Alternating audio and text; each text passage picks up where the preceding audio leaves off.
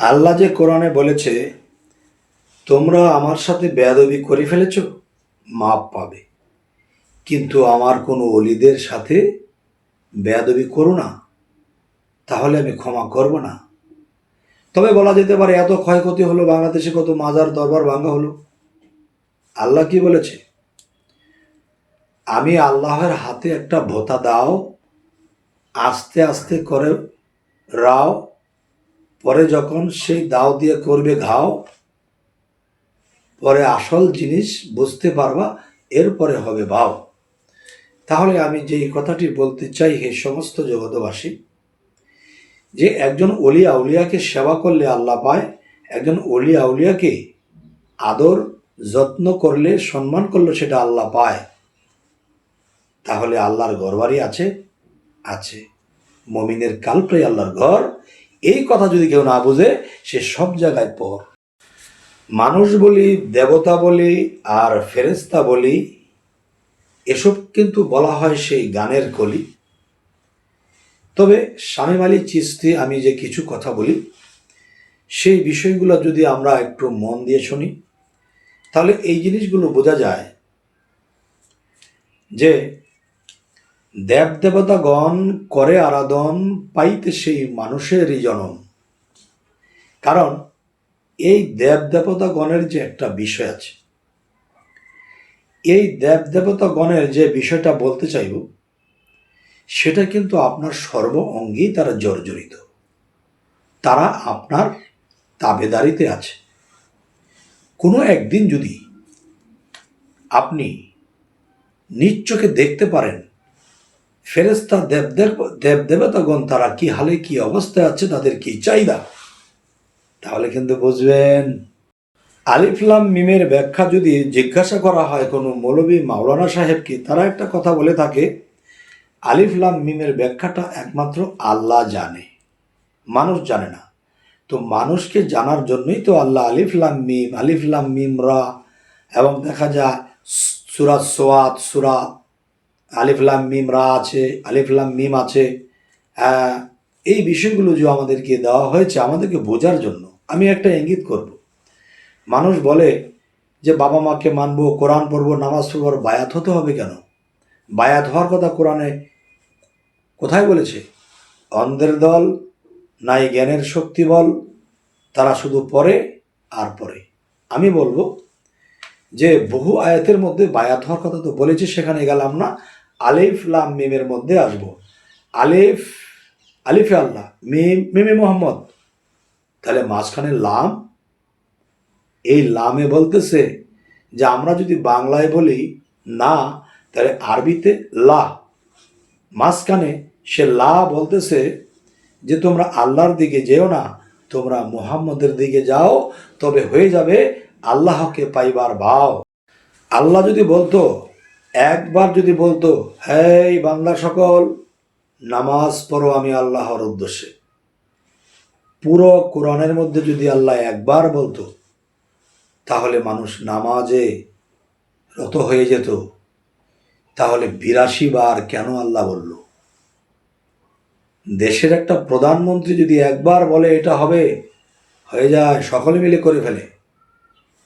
তাহলে আল্লাহ যে সমস্ত ব্রহ্মাণ্ড, সমস্ত পৃথিবী এবং বিশ্বের মালিক, তিনি যদি একবার বলে সালাত কায়েম করো, তাহলে তো করবে। তাহলে ৮২ বার বলার উদ্দেশ্য কি? এই ৮২ বার যদি আমরা বলতে যাই, তাহলে মানব সেবা আসে। যদি আপনি মানুষকে একটা সেবা করেছেন, একটা সালাত হলো, জিকির ধরে রেখেছেন, সালাত হলো, একটা গরিবকে সহযোগিতা করেছেন, সালাত হলো। কারণ আল্লাহ মানুষের মধ্যেই বসত করে। একজন এতিম অসহায়কে যদি আমি সাহায্য সহযোগিতা করি, সেই সহযোগিতা আর ভালোবাসা এটা আল্লাহর জন্যই দেওয়া হলো। কি বলেন? প্রাণায়াম অভ্যাস করো, সাধন পথে মন আমার, রেচক পুরো কুম্ভতে লুপ্ত করে কাম বিকার, পরের চক্র শূন্য নিঘুমিতে করো ধ্যান, দম সমর্থে করো সাধন গুহমূলে মোলাদার। সেই পদ্মতে কুণ্ডলিনী ভজঙ্গল সেই রূপিণী, ৩.৫ পেজ দিয়া তিনি দৃষ্টি রাখছেন সহস্রবার, ঊর্ধ্বশ্বাসে চালানে মোর, বীজ মন্ত্র করে রোপণ, ছাড়াই আলো ধরা সাধন, দেখবে মজা চমৎকার, ডাকিনী যোগিনী নিয়া আছেন মা সুখে ঘুমাইয়া, ঊর্ধ্বশ্বাসে ল জাগাইয়া রুদ্র রাখছে ব্রক্ষদ্বার, চলরে জাহবীর কোলে সবাদিষ্ঠানে সরদলে, জম্প দিয়ে পর্গে জলে যদি মন জানে সাঁতার, স্নিগ্ধ জলে শুদ্ধ হইয়া জলের উপর আসন নিয়া মণিপুরে যাও চলিয়া, থাকবে না অন্ধকার, একটি ফুলের পাখি 10টা, যদি হইতে পারো নিষ্ঠা, খাইবে বেসমার, অগ্নিকুণ্ডের কোলাহলে কান ফেটে যায় ভূমণ্ডলে, ঝাঁপ দেওকে সেই চিন্তা নলে, যদি ইচ্ছা থাকে কার। তবে ইচ্ছা থাকলে কি হবে বিচার? ইচ্ছা থাকলে কি হবে না? এখানে আল্লাহর রহমত বর্ষিত হতে হবে, আপনার মনের গতি ঊর্ধ্বে থাকতে হবে, দুনিয়ার সমস্ত মায়া ত্যাগ করতে হবে। কিন্তু কিরকমভাবে মায়া ত্যাগ করব? যে সবই আছে আমার, নেই কিছু অন্তরে, আর সেই অন্তরে শুধু তাকে রেখেছি, মুর্শিদ ধরেছি, তিনি আমাকে দিয়েছে সাধন, আমি করেছি ধ্যান, আমার হয়েছে পরকালের ধন। নাফসে খোদা নাফসে শয়তান, করি নাফসের তাবেদারি। এই কথাটি আমরা কি বুঝব? নাফসে খোদা নাফসে শয়তান, করি নাফসের তাবেদারি। এখন নাফস বলতে আমরা কি করব, কি বুঝব? নাফস বলতে আমার সম্পূর্ণ দেহটাও বোঝায়, বা নাফস বলতে সমস্ত প্রকৃতিটিকেই বোঝায়। দেখবেন নাফসের তাবেদারি কিভাবে করা হয়। আপনার স্ত্রীর তাবেদারি আপনি করছেন, দুনিয়ার ধন সম্পদের দিকে যেদিকে তাকান সেদিকে আপনার লোভনীয় বিষয় কাজ করে, আর এই লোভের জ্বালায় বলতেছি যে আমি যদি একটা বাড়ি গাড়ি করতে পারতাম। এই যে নাফসের তাবেদারি করা হচ্ছে, সুন্দর নারী, সুন্দর বাড়ি আর সুন্দর গাড়ি যদি পাইতাম, এই যে নাফসের তাবেদারি করা হচ্ছে। তো এই সমস্ত কিছু যে ত্যাগ করে দেয়, তখন এই নাফস আর নাফস থাকবে না। যেমন লোহা আগুনে দেওয়া হয়েছে, তখন কিন্তু লোহা পুরে লাল হয়ে গেছে, তখন কিন্তু সে শুধু লোহা নেই, লোহা আগুন একাকার। এরকম আমার এই মাটির দেহটার মাটির দেহ থাকবে না। যখন আল্লাহ এসে যাবে কালবের মধ্যে, বলবে কথা, যা বলবে তাই ফলবে।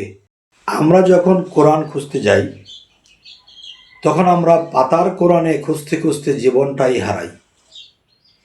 এই পাতার কোরআনের মধ্যে যে ইঙ্গিত করা আছে, সেই ইঙ্গিত পেয়ে আমরা মানব কোরআনে, দেহ কোরআনে এসে যাই, এবং দেহ কোরআনের মধ্যে এসে যখন শিক্ষা হলো, তখন যখন আমরা সেই সাধনাতে যাই, তখন কি হয়?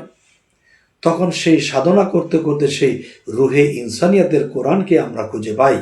সেই রুহে ইনসানিয়াতকে যখন আমরা পেয়ে যাই, তখন সেই রুহে ইনসানিয়াতের কোরআন কথা বলে, আর সেই কথা যদি কেউ শোনে, মানে, তখন তিনি হয় আল্লাহর ধনী হয়ে যায়। তখন কিন্তু আর ভয় নেই। আপনি আল্লাহর গুণে গুণান্বিত হয়ে গেলে সেই ব্যক্তি আগুনে পড়ে না, পানিতে খসে না, মাটিতে খায় না। এই কথাটা কিন্তু সকলেই বুঝ পায় না। কি বলেন?